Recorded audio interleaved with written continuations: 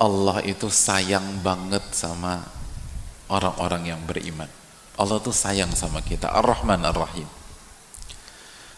Dan salah satu bentuk kasih sayang Allah kepada kita, Allah buat kebahagiaan kita bukan terletak di luar, tapi terletak di dalam. Karena kalau Allah buat kebahagiaan kita di pihak luar, susah didapetinnya, hadirin. Susah. Tapi Allah buat di dalam. Gimana biar bahagia? Bagaimana biar tenang? Bagaimana biar hidup gak ketakutan? Bagaimana hidup gak sedih?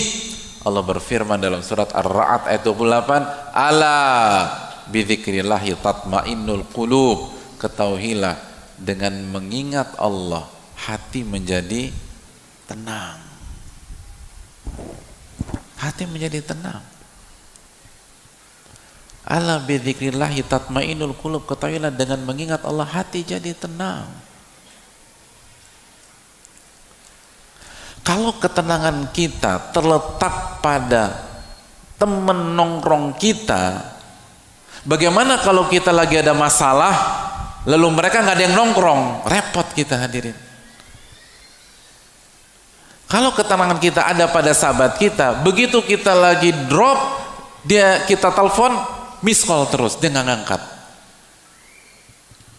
Lu kemana aja, mas?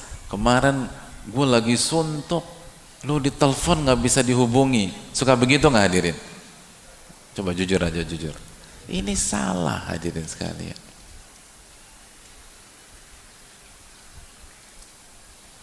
Allah jadikan ketenangan kita bukan terletak pada si A, bukan terletak pada si B, bukan terletak pada si C.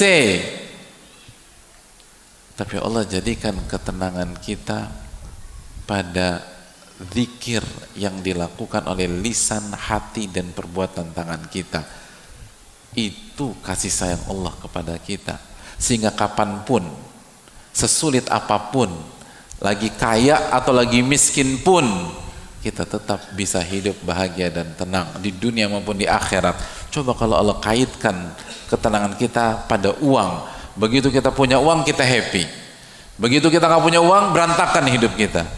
Enggak. Hadirin, zikir itu penting. Zikir itu penting. Hidup ini kalau nggak pakai zikir itu gersang. Yang membuat kita hancur itu bukan kita nggak punya uang, tapi kita lupa mengingat Ar-Razzaq yang memberikan rezeki kepada kita. Dan akhirnya ketika kita nggak mengingat Allah, kita nggak bersyukur. Dan begitu kita nggak bersyukur, la in syakartum la azidannakum wa la in kafartum inna azabi lasyadid. Kalau kalian bersyukur, aku akan tambah. Tapi kalau kalian nggak bersyukur, azabku sangat pedih. Catat baik-baik keterangan para ulama kita, hadirin. Ibnu Aun rahimahullah mengatakan, ini akar penyakit dan ini obat paling mujarab. Apa akar penyakit dalam kehidupan?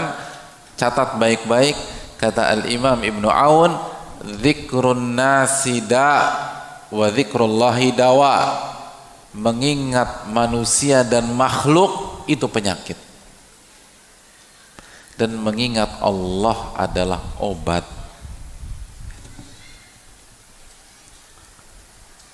Mengingat manusia dan makhluk itu penyakit. Dan obatnya adalah mengingat Allah Subhanahu wa ta'ala. Coba jujur. Yang bikin kita nyesek, kesel,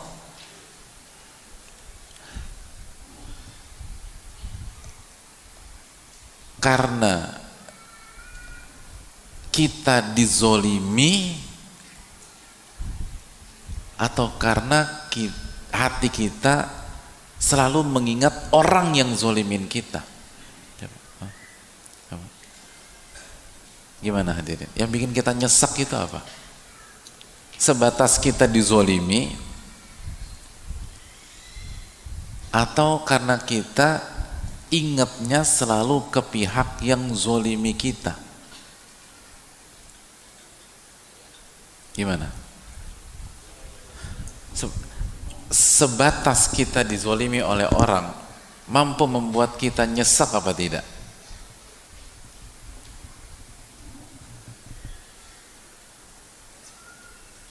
Ibu-ibu,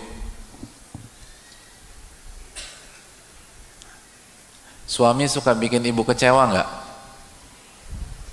Masya Allah. Masya Allah. Tenang.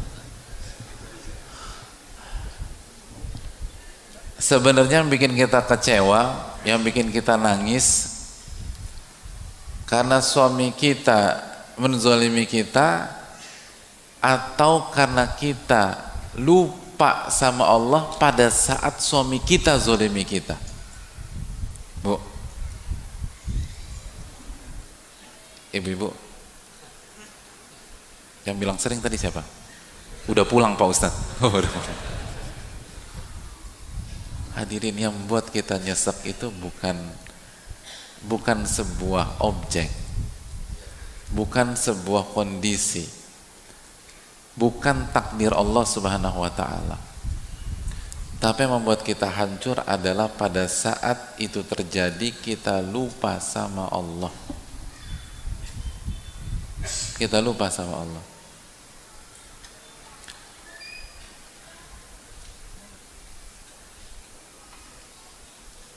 Ibu-ibu, siapa salah satu wanita yang paling baik, bahkan kata Nabi SAW sempurna, yang pernah hidup di peradaban umat manusia?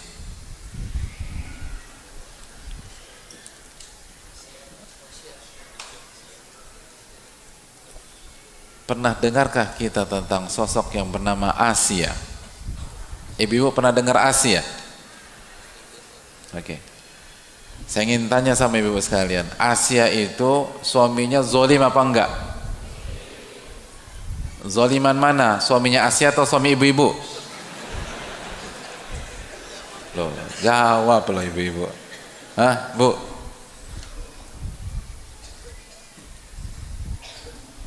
Pak Ustadz, suaminya Asia tuh siapa sih? Tapi ya Pak Ustadz ya, saya rasa nih Pak Ustadz, suami saya lebih zolim Pak Ustadz. Pak Ustadz belum ketemu aja sama tuh orang. Bu, sezolim-zolim suami ibu-ibu, insya Allah lebih zolim suaminya Asia. Enggak Pak Ustadz, suamiku lebih zolim. Emangnya suami ibu namanya siapa? Suami ibu kan namanya masih masa nama. Ini suami Asia itu namanya Fir'aun. Ya Allah, ada yang lebih zolim dari Fir'aun? Bayangkan, saking zolimnya nggak ada yang kasih nama anaknya Fir'aun tuh, nggak ada.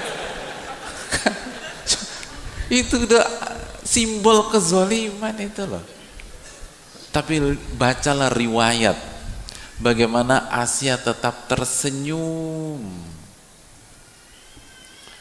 ketika disiksa oleh suaminya sendiri. Disiksa hadirin, senyum beliau itu.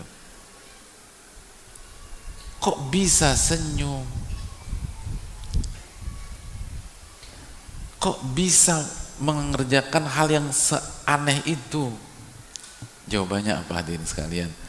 Karena pada saat suaminya menyiksa dia, beliau ingat sama Allah.